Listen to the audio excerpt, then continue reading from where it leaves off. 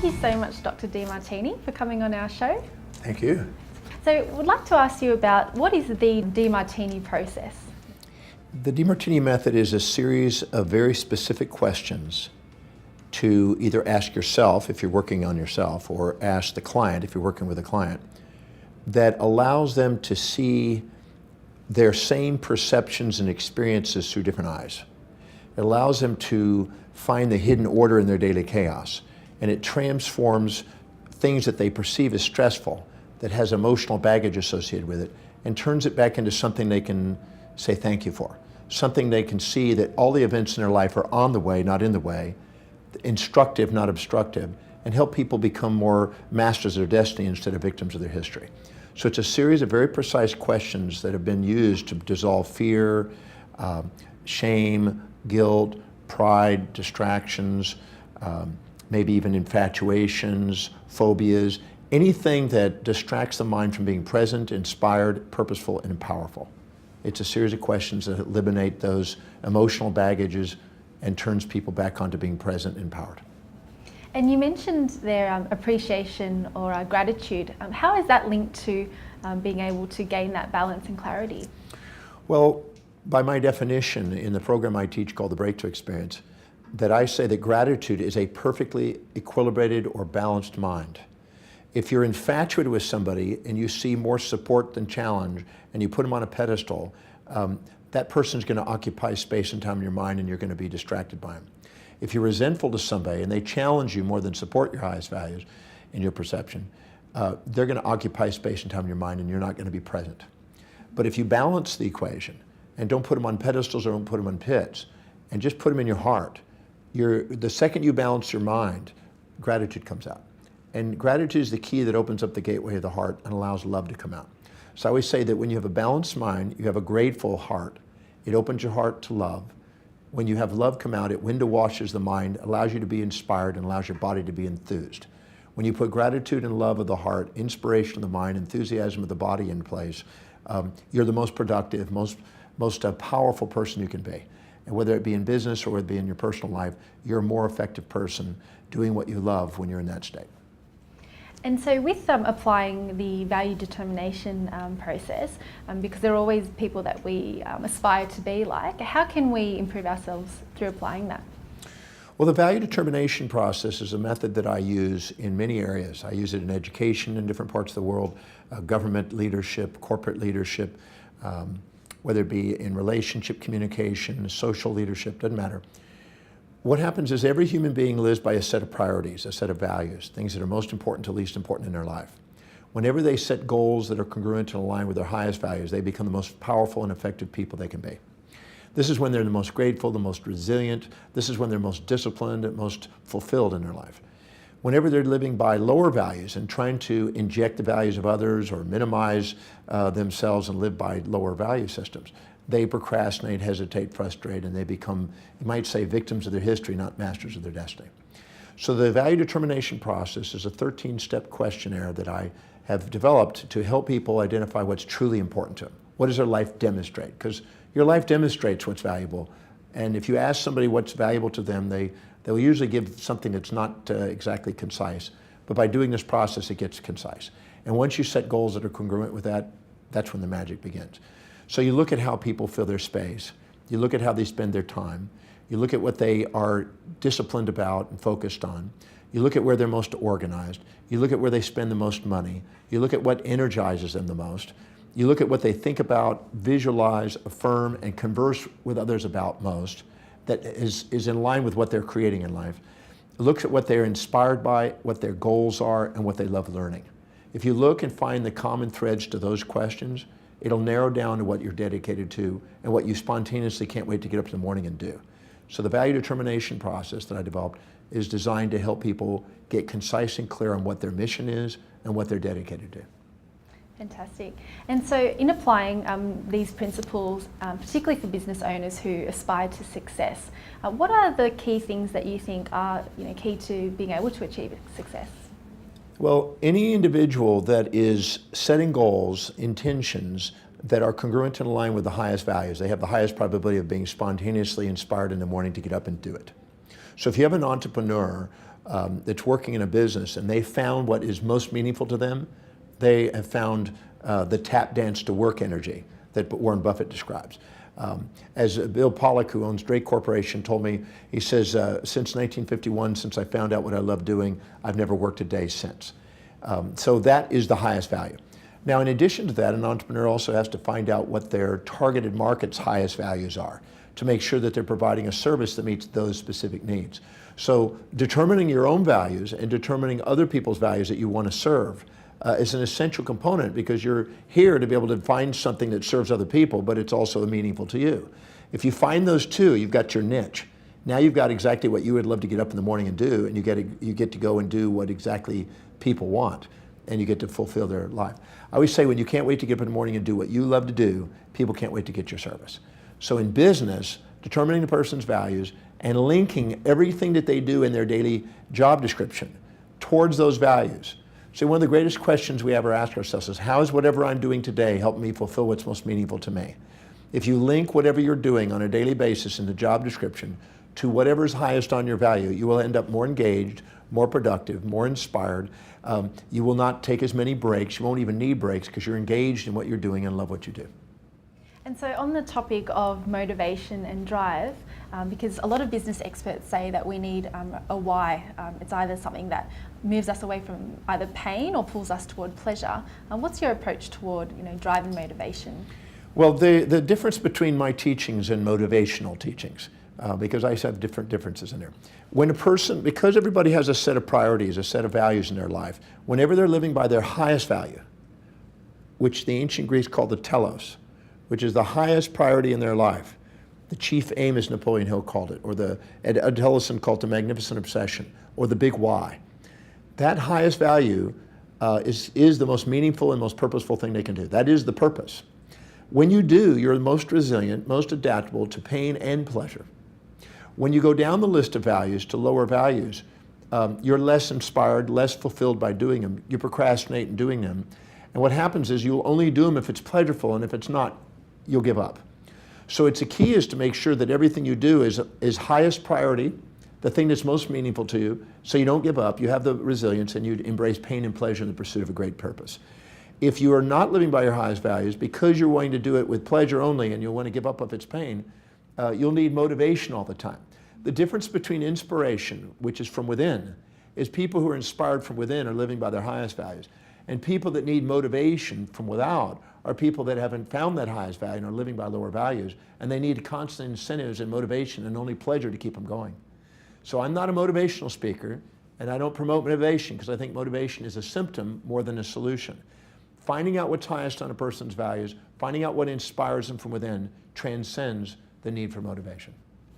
It's really quite fascinating, that distinction there, because often we do look for quick fixes for motivation to pull us up, but that's a totally different way of looking at that. Well, the animal is always having an impulse for that which is prey and pleasure, and an instinct away from that which is pain and predator. So our animal nature needs motivation. But our truest nature, our human nature, the one that activates the telencephalon in the brain, the executive centers of the brain, which allows you to be an executive and a leader in the world, transcends this pain, pleasure, amygdala reaction of the lower animal within us, and allows us to function from an inner core mission that transcends that and allows us to be able to embrace pain, pleasure, support, challenge, ease, difficulties. Any complementary pair of opposites that you face along the way, you turn into on the way. So living by inspiration is far more powerful than needing motivation. You're famous for saying that sometimes when we are disappointed, it's because we do have unrealistic expectations. How can we differentiate between unrealistic expectations versus creating high standards for ourselves that we can aspire to? Well, an unrealistic expectation is something that you're expecting to do, that's something that defies the laws of the universe. If you're expecting to float across between two buildings, that's unrealistic expectation. Or if you're expecting yourself to do something that's truly not high on your values and not meaningful to you, you'll tend to give up. Or expecting some other human being to do something that doesn't abide by the laws of the universe, or expecting them to live outside their values. Because every human being makes decisions according to what will give them the greatest advantage over disadvantage, greatest reward over risk to their highest values. So if you expect yourself to do something that's not really meaningful to you, it sounds like a neat whim, but it's not really you, you're going to end up self-defeating and end up with the A, B, C, Ds of negativity. Internal anger and aggression, internal blame and feelings of betrayal, internal criticism and challenge, internal despondency, despair, and depression. And these A, B, C, Ds of negativity that you internally have, which some people call negative self-talk and negative self-behavior, is actually a feedback mechanism to make sure we're setting realistic expectations that are aligned with our real values. And we know that it's real if we can see it in our mind's eye, we see the strategy, we know the action steps, and it's obtainable. Now, those are the keys. When you do, you have a realistic expectation, and you keep showing effort and evidence of manifesting what you want to manifest. So in applying that to goal setting, for example, what tips do you have for creating goals that do push us beyond our comfort zone, but at the same time we know that we can achieve? Well, I always say, and I just got through mentioning this in an interview, the wisest thing to do is start with simple goals that you achieve and train yourself to do what you say.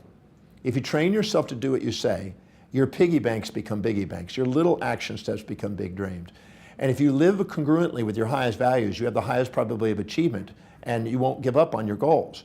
So if you set goals that are congruent, that are truly meaningful to you, and you start chunking them down into small enough bites, so you just keep doing things and keep rewarding yourself by accomplishing immediate steps, you'll end up manifesting things because you just strategize your way into the bigger game. So I always say that if you chunk the big project down into small bites and then down to everything that's within a time horizon and within your vision to see and do, you'll get it. You just stay with it long enough. If you stay perseverant towards an objective and exemplify action every day towards your objective, sooner or later everybody else kind of dies out and you're at the top. You just got to stay with it. Never give up on a vision. Yeah. And what about procrastination? Do you think that by applying that would eliminate procrastination, or does it still? Well, procrastination is a result of three primary things. It's an unclear vision. It is an unchunked vision. It means you're taking on too big a chunk without bringing it down to small enough bites that you can go and get it done. And it's not linked to your highest values. If you take the objective that you have, you make sure it is abide by the laws of the universe, it's doable. You make sure it really matches your highest values so it's linked. And the way you know that is if you can rattle off the reasons why you can do it and how it will help you fulfill your mission fluently. Because if you're fluent, you're congruent. Then you basically make sure it's chunked down to small action steps you can do, and you micromanage until you've proven you can macromanage. That means you do it into small baby steps every single day. If I do this, I'm one step closer. If I do this the next day, I do it one step closer. Break it down into such small steps that it's by the inch, it's a cinch. If you do, you won't procrastinate. Procrastinate means that you've unchunked it, unlinked it, and unclarified it. On the topic of fear and pushing ourselves beyond our comfort zone, what tips do you have for pushing ourselves so that we can achieve things that we normally are quite fearful of approaching? Well, anytime you're setting a goal that is not congruent with your highest values, you're more vulnerable to fear because you're looking for pleasure. And anytime you're looking for a pleasure without a pain, you have a fantasy. And every fantasy creates a nightmare. And the nightmare is the compensation. I always say that your phobias are a result of your philias. And if you're setting up a goal that has got a pleasure without a pain, you're going to end up having a pain without a pleasure as a result as a fear. A person who's smart with goals will know they will go and look at their goal. They'll know that there'll be pain and pleasure in the pursuit of it because anybody who sets a goal, by the time they get the goal, they thought, God, I didn't know I was going to run into all this. The person who plans out all the pains and pleasures and all the opportunities and challenges that might happen and preempts them and thinks them through and come up with contingency plans so no matter what happens, they're prepared. They're the person that reduces the fear zone because they've set up not fantasies of a pleasure without a pain, but they know the pains of what it's going to take to pursue it. They prepared it. They've got contingencies in place. They've got their strategies in place. They act on it. So if you have a goal and you got a big enough reason for something and you've thought out your plan, you reduce the probability of having phobias and pains. And in applying that to business and taking on risks in business, how can we know whether, to approach certain decisions, whether the risk might be like a realistic fear or an unrealistic fear? Well, usually a risk is a symptom of not doing your planning and not doing your investigation. You're going out there half finished with your exploration of the thing. I was sitting there, we used to live in Trump Tower, and we came down the tower one time with Donald, my wife and I. And we met down in the lobby and we were walking down to the corner of the street on 56th and 5th and then across the street. He had 12 people with him. And we listened to him converse with those 12 people, and they were doing the Hudson River project at the time. And what's interesting is he was asking them to find everything that could ever go wrong on this project. So one person was dedicated to utilities. Anything that could be damaged by the utilities, they start digging and building a foundation. Where they run into wires? Are they going to go into pipes? Are they going to go into sewage? Every single thing that could go wrong, they wanted to have and find out in advance what could possibly be there and what are the contingency plans. And he wanted 12 contingency plans for every one of those obstacles. So he basically thought through those things, planned those things, wasn't into just positive thinking, because I think that's superficial. I think you need to have balanced thinking, know both sides, have a preparation for both sides. That's a true strategy. When you do, you don't have fears, you get into action, you don't procrastinate as much, you don't let the emotions or the distractions do it. You just follow your steps and follow and execute your plans. People that have clear plans like that, they get their outcomes. So you did touch on positive thinking. I guess with the idea of positive thinking, do you think that that is an element of success, or is it a complete sort of myth? I think it's a myth. I think that people who think they're going to be positive all the time are delusioned. I think that I did a research project many years ago where I took the 300 best-selling books on positive thinking. I went through each of those books, one page at a time, identified the most positive words in the positive language that I could find in there, which 2,000 words I found. I put them on index cards. I then meditated and thought of a positive affirmation and quotation for each of those words. I then put that into a book and divided it into 365 days, so there were 5 to 6 positive affirmations and quotations per day. I then recited them 108 times a day, so that's 600 affirmations on average per day. I kept record of that, and I monitored that with a form which I call the day-by-day cycle forecasting form. And I monitored spiritually, mentally, career, financial, family, social, and physical areas of life, literally 4 times a day, 7 in the morning, 11, 3, and 7. And I basically, as I'm affirming these 600 quotations throughout every day for 2 years, 24 months I did this, basically monitoring what were my emotional reactions and physical reactions in each of the 7 areas of life. Was I inspired or was I despaired? Was I focused or was I scattered? Was I feeling successful or failure? Did I feel like I was wealthy or poor? Did I feel close and intimate to my spouse or maybe distant? Did I feel outgoing and extroverted or introverted? Did I feel vital and energized, or I feel poor and sick? I monitored it throughout the day, 4 times a day, every day, 6 affirmations. At the end of that 2-year period, I then totaled up all those scores on a +3 to -3 scale. I monitored it. I found out that I had ups, downs, up, down, down, up, down, up, down. A total amount is zeroed out. So I realized it was delusional to think I was going to be a one-sided person. Just like a magnet, it has 2 sides, and you have 2 sides. And the more you set up a fantasy that has only one side, the more you get depressed when it doesn't match your fantasy. So I'm a realistic guy that sets real goals in real time with a balanced orientation, and I accomplish more by doing that than setting up fantasies and then having nightmares. So I'm not a positive thinking guy. I'm a balanced thinking guy. But when people are down, that you need the positive thinking. But when you're up and you're fantasizing and setting up fantasies and pies in the skies, you need some critical thinking to be able to put you back into reality. So I'm a believer in both sides are needed. And in applying that to entrepreneurship, because running your own business is quite a roller coaster, how do we approach then the negatives, particularly stress? Well, I would say stress is the inability to adapt to a changing environment, which means usually that you're exaggerating and minimizing yourself throughout the day. So what I did is I did a number of steps. One of them is at the end of the day, I would stop, and if I had this super high day and really thought I really had done something and really was puffed up and kind of proud, I'd ask, who did I forget to serve today? Who did I not call? What procedure did I not follow? What name did I overlook? What priority did I not hit today?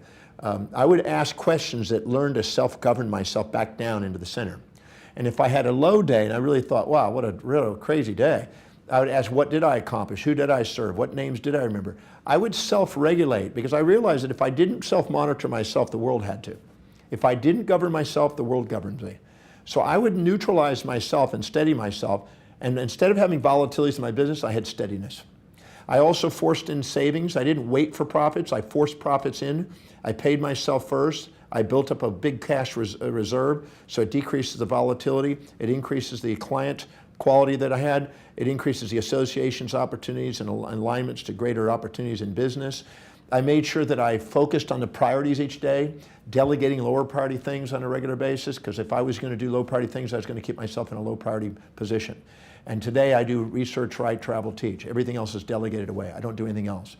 So I learned to delegate, prioritize, delegate, and free myself up to do what I do best according to my highest values, where I have the most resilience. You're very well known for being featured in The Secret. How can we apply the law of attraction and some of those principles in order to build a successful career? Well, the real principle behind the law of attraction is not really metaphysical, as some would like to propose, although it seems to be, because we don't understand the laws behind them. But if you look very carefully, if you set a goal, let's step back. If you're a woman and you're dedicated to children and you have 3 beautiful children and you walk in a mall, you're going to notice things related to children. You're not going to notice business materials. But if you're an entrepreneur and you're walking in a mall, you're going to notice business things. You're not going to notice children's things. So that means that whatever is most important to you, whatever is highest on your value, whatever your real purpose and most inspiration is, you're going to filter out of your reality. You're going to see opportunities. You're going to make decisions quicker because you got more awareness, and you're going to stick to them with more perseverance in that area, and you're going to see more synchronicities. So a lot of the secret is simply those things that occur spontaneously when you're congruent with your highest values. Because so many people came up to me at the thing and said, well, the secret didn't work for me. And when we looked and analyzed what was going on, it's because they set goals that weren't aligned to who they are. They set up fantasies from injected values of other people, tried to be somebody they weren't, set up fantasies that were not realistic. Like one lady came and said, I went out to my mailbox and I expected $1 million check. I did it every day for 3 months and there was never $1 million check. I suggested that she go out and try to get a job and to go and work. But she had a fantasy. So those type of things undermine the power of the mind. So if a person will set goals that are congruent and aligned and chunk them down and follow those actions and prioritize it and delegate that, they have amazing synchronicities, and their vision and their affirmations and their things become congruent, and in that congruency they create their reality. So I'm a believer that it's not as much metaphysical as it is axiological. It is based on human value systems. Now, you've worked with very high net worth individuals such as businessmen, celebrities and even athletes. What are the lessons that have been key to success and wealth creation? Well, I think that the first step is to dissolve your own shames and guilts and reasons why you don't deserve. Because a lot of people are sitting there beating themselves up. Anytime you set goals that are not aligned with your highest values and you then don't achieve because you give up on them, then you end up beating yourself up and think there's something wrong with you. Well, first of all, you want to find out whatever you've done in your life, how it served you, how it served others, and clear out any shame and guilt.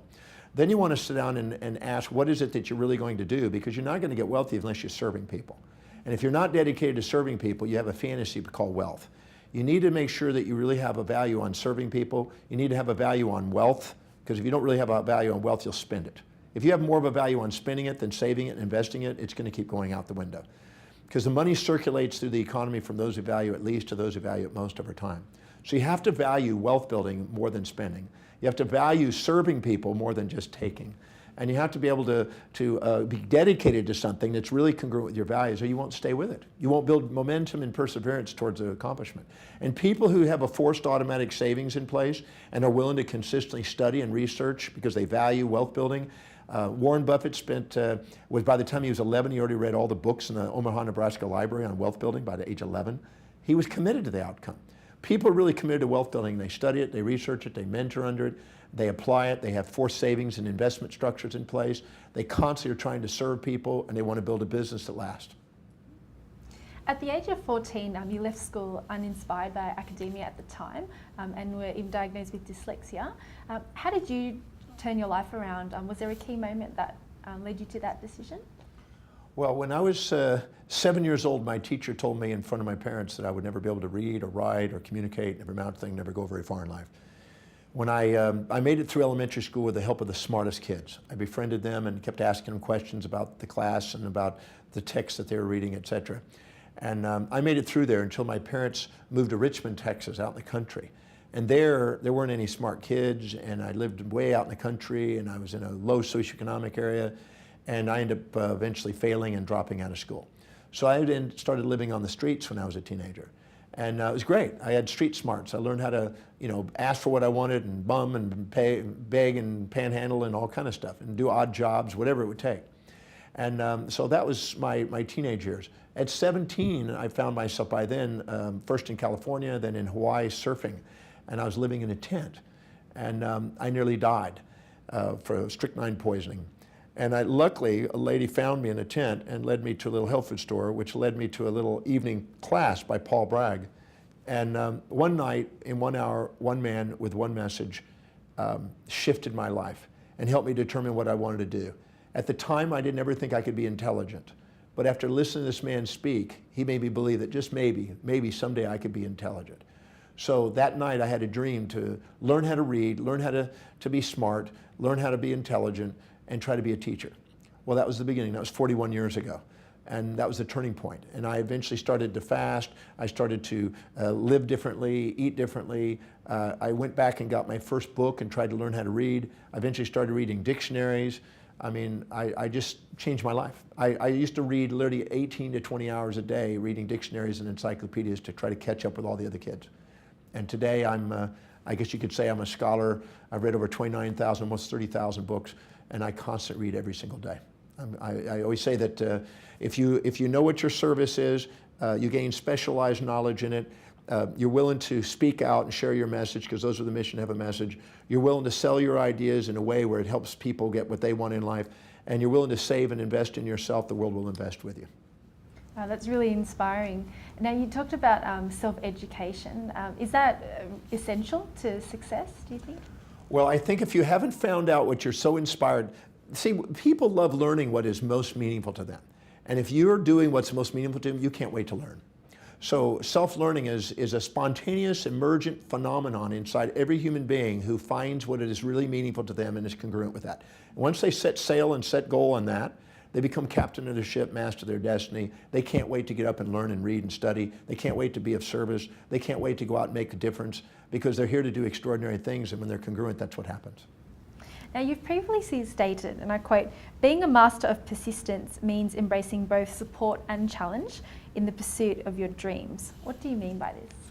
Well, as I said, if you live by your highest values, you're willing to embrace both pain and pleasure in the pursuit. When somebody's doing something that's really, really, really, really, truly meaningful to them, that means so much to them, they won't give up on it. Even if there's challenges, they take it on. Even if there's difficulties, they take it on. Even if there's pains, they keep going. When I was with Nick Lowry, who's a Hall of Famer football kicker in Phoenix, Arizona not too long ago, he's one of the greatest football guys ever in the world. I mean, he's the greatest kicker who ever lived. And he had broken bones and damaged knees and this and that. Nothing stopped him. His mission was to be the greatest football player. So when somebody's inspired by a vision and they're inspired by what they want to accomplish, and they know their service and they know what their mission is, they embrace pain and pleasure in pursuit of it. Support and challenge, ease and difficulty, all complementary opposite pairs that we face in life, nice, mean, kind, cruel, hero, villain, whatever pair of opposites there are, we embrace them both and we live by our highest value. But the second we go down to lower values, we only want one side. And people that want one side end up bipolar. Bipolar is a byproduct, bipolar condition is a byproduct of the search for one side, monopolar expectations. As long as you're looking for a one-sided world, always positive, always sweet, always positive, always kind, always nice, always sweet, that's delusional. I don't support that kind of illusion, because no one ever has that. People live in a fantasy. The fastest way to be depressed is look for only one side. The fastest way to fail is to look for only one side. Embrace both sides of life and you'll be prepared for the real challenges that you face to do incredible things in the world. The people that do the most extraordinary things embrace both sides. And talking about both sides, the polar opposites, should we choose like a small handful of values that we aspire to become on one end? Is there too many that we end up spreading ourselves too thin? Well, you have a natural set of values already, automatically. Even babies, when they're born, already have a set of values. They're already drawn to certain things and are repelled from certain things. So it's not that you need to select them necessarily, but you already have them. Now, there's only two ways to having fulfillment. Either you set goals that match the highest values, or you change the values to match the goals you say. So if I go and I stand in front of thousands of people and I ask, how many of you want to be financially independent? Everybody puts their hand up. But when I ask how many are, most everybody puts their hand down. 1% or less actually make financial independence. But 100% of the hands go up. So that means 99% of the people are living in a delusion. And if you ask them what are they going to do if I gave them $10 million, what would they do with their life? I guarantee you 2 to 8 million, I've done it thousands of times, 2 to 8 million of that will be spent in less than a minute. If you ask them what would they do if they had $10 million, they'd write down all the things. They'd buy that car, they'd buy that trip, they'd buy this. And it was all consumers, all depreciables, all devaluing. As long as they spend their money on depreciables and consumables, they really don't have a real desire for building wealth. They have to invest it and buy things that appreciate in value if they want to be wealthy. And people who don't have those values aren't going to get there. So you either have to shift the values and stair step the values up and have a higher value on wealth building if you want that, or you're setting yourself up for the ABCDs of negativity, expecting yourself to get something that's not going to happen. What is your definition of confidence and applying confidence for success? Well, anytime you set a goal that's going to be congruent, aligned with your highest values, you're going to have certainty. You're going to get confidence because you're not going to give up on it. You'll get your job done. You have the highest probability of achievement, and you have the greatest certainty. Anytime you set a goal that's lower on your values, you're going to have the highest probability of not achieving it. Your uncertainty is going to be there. You're not going to have confidence. You're going to set up whims to compensate for the unfulfillment, and you end up setting yourself up for nightmares. So the key is identifying what's truly important to you, prioritizing your life, sticking to the ABCs, not going to the XYZs, delegating those, and getting on with what's truly most meaningful to you. There have been certain individuals that have been known to defy human physics, like, for example, not eating or drinking for 70 years. Is that because they have that self-belief and are so committed to achieving something?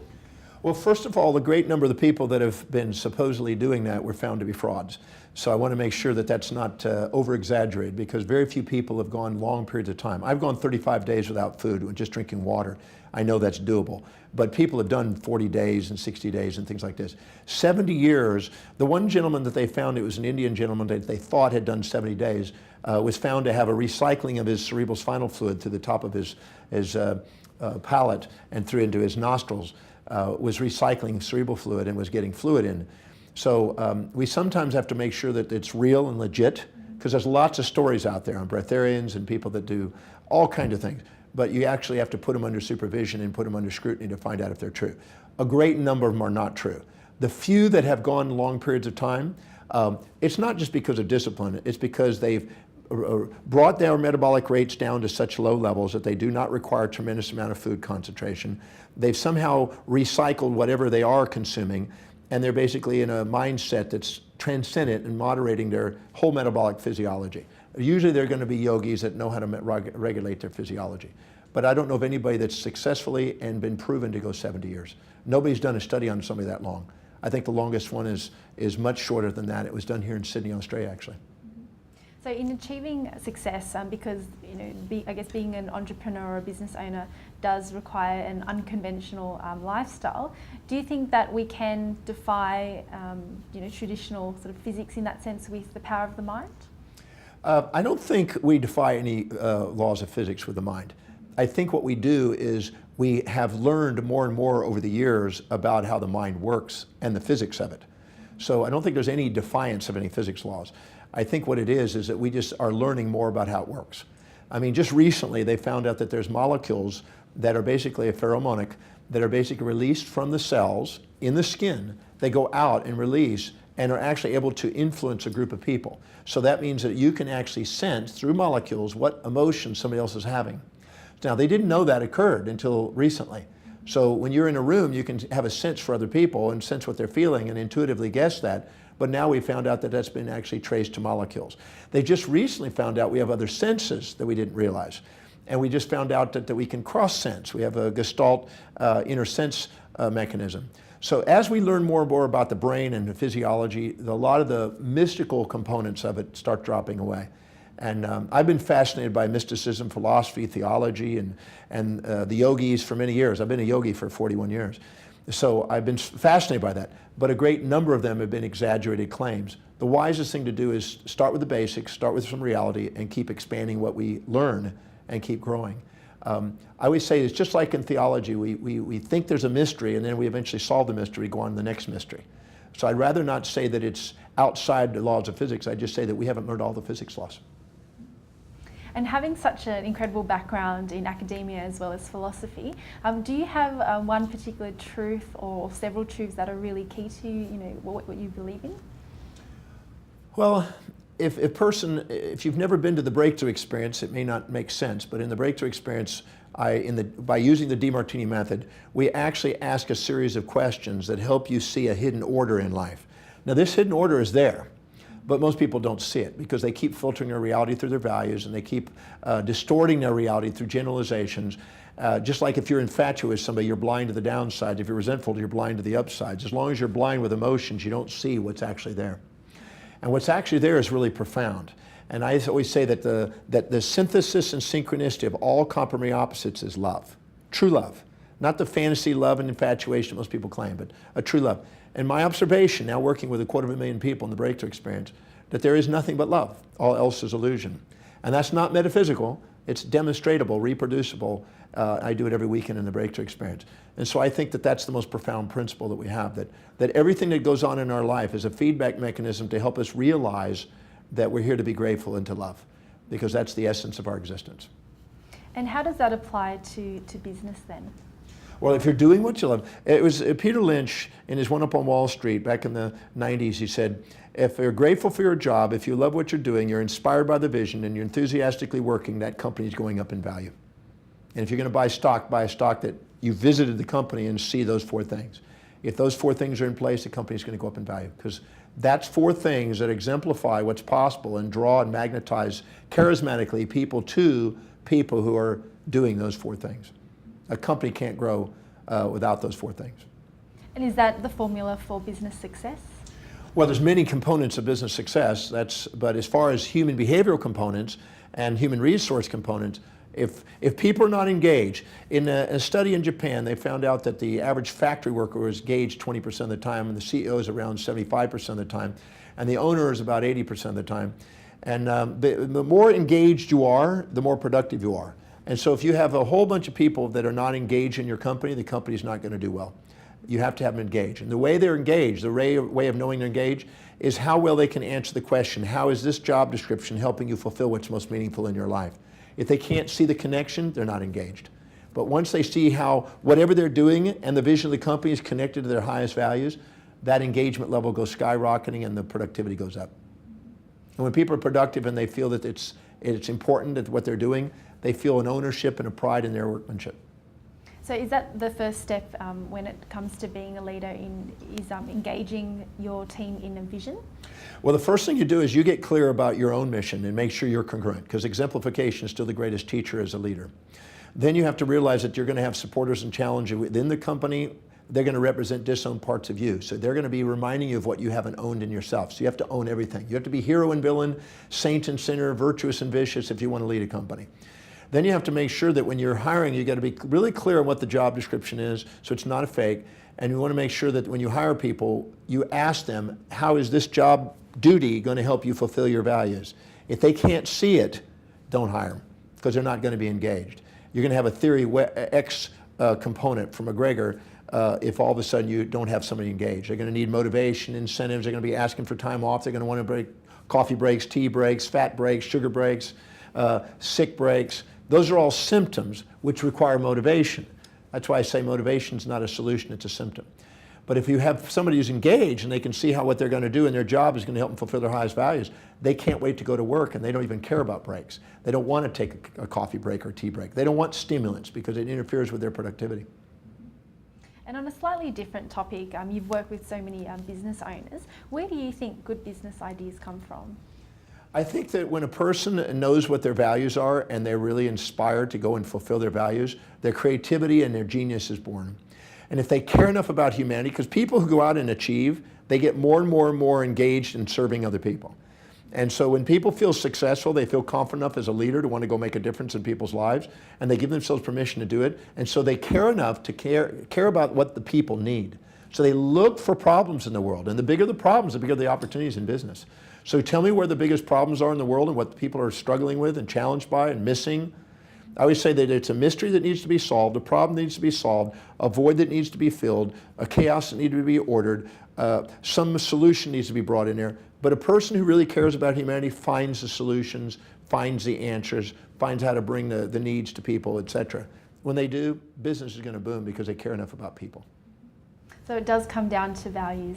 Always values. Yeah. Value. Out of all the studies I've done, 287 different disciplines, axiology, the study of values and worth, is the most crucial study that I know. I've just finished a book this week. It's coming out with Penguin Books on the values factor. And it's the most crucial topic that they will have in business, because human beings are not here to be motivated. They're here to be inspired from within. And when they live by their highest values, that's what happens. That's when they're most productive. That's when they're a genius in the mind, productive at work. That's when they get the greatest self-worth.